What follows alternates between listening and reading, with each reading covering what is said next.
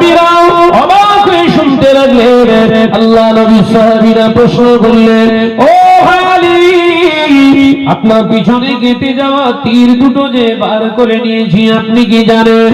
হযরত আলী পিছনে ঘুরে হাত বুলিয়ে দেখছেন তীর নাই। হযরত আলী খুশি বলে আলহামদুলিল্লাহ বললেন, ও ভাইরা, আপনারা কখন আমার পিছন থেকে তীর বার করে নিলেন? আমি আলী জানতে পারলাম না।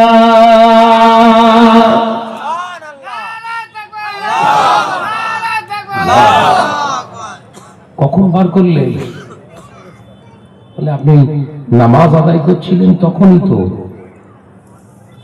আল্লাহ নবী সাহাবীরা প্রশ্ন করলেন, ভাই আপনি কোন নিয়তে নামাজ আদায় করেন? আপনি নামাজের সময় এমন ভাবে দাঁড়ান, আপনার পিছনে কেটে যাওয়া তীরটা বার করলাম, দুটো তীরের ফলা গোশত ছিঁড়ে বেরিয়ে গেছে, আপনি জানতে পারলেন না। কি নামাজ আপনি আদায় করেন বলে? গোশত ছিঁড়ে তীর জানেন তো গাঁতে সহজে বেরোয়, সহজে না, ছিঁড়ে বেরোবে।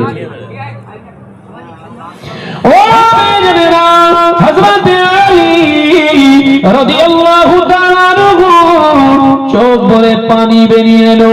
আল্লাহ নবী সাহাবী বন্ধরা করতে লাগলেন, ও সাহাবীরা, আমি আলী নামাজে যখন মুসাল্লায় দাঁড়াই, মুসাল্লায় দাঁড়ানোর সময় আমার মনে এসে যায়, আমি যখন পড়ি ইন্নী ওয়াজ্জাহাতু ওয়াজহিয়া লিল্লাযী ফাতারাস সামাওয়াতি ওয়াল আরদা হানিফা ওয়া মা আনা মিনাল মুশরিকিন, আমি আলী চিন্তিত হয়ে যায়। আমার দাঁড়ানোটা পৃথিবীর কোনো মানুষের মতো দাঁড়ানো হবে না, আমি আমার রবকে খুশি করার জন্য দাঁড়াবো।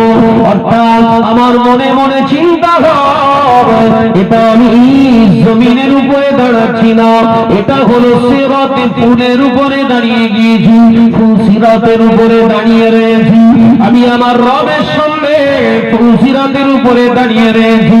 রবের থেকে অন্যমনস্ক হয়ে গেলে সিঁড়িকে নিচে জাহান্নাম রাখা, জাহান্নামের ভিতরে পড়ে যাব, এই ভয়ে আমি নিয়ত করে দাঁড়াই, রবের থেকে যেন অন্যমনস্ক না হয়ে যায়।